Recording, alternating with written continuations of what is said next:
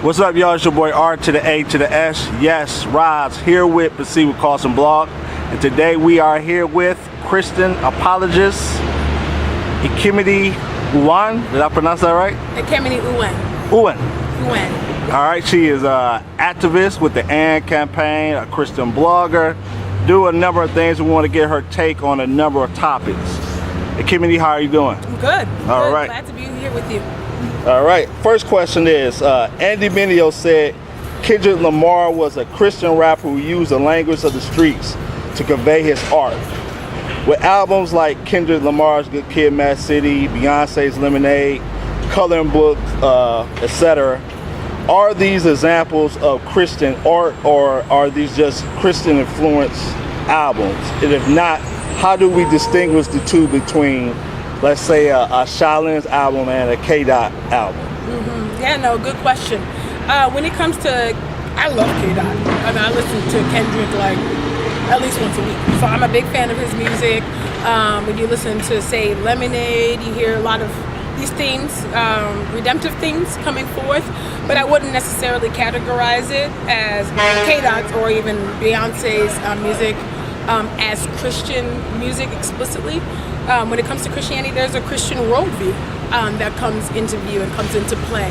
And so when somebody says that they're a Christian or a Christian rapper or a Christian artist, whatever that is, you're going to be looking for fruit, that aligns with your own profession, your confession of faith.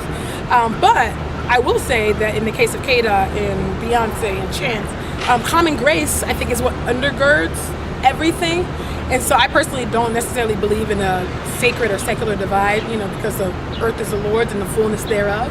And so everything, really belongs to God, but it comes down to, is this person honoring God with their lyrics? Is it explicitly Christian? Are they preaching the gospel? Or because you see, that's what Shai does.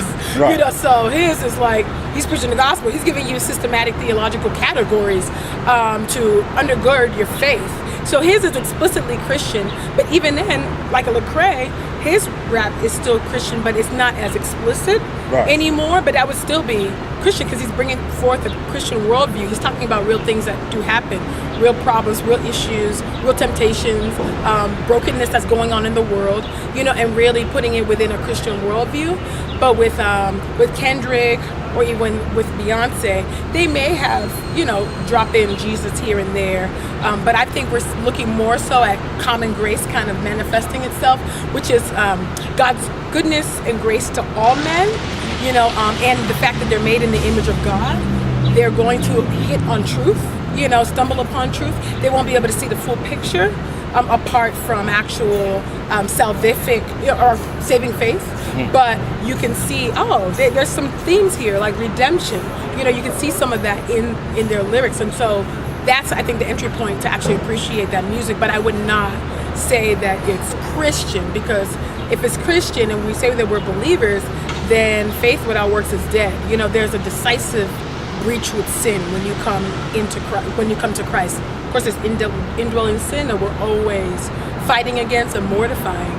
But there's something that's going to be characteristically different about, your music if you say, that I'm a Christian, God saved me and whatnot. So I would not go as far as to say that that's Christian music, but I think that we can see some Christian themes going there. We can see some worldviews and some things that are like, okay, they hit on that. They see that they do need a savior, but what are you doing with that? And so how is that truth shaping you? I mean, that's the part that we don't quite see or get from their music. So I would not characterize it as Christian music explicitly.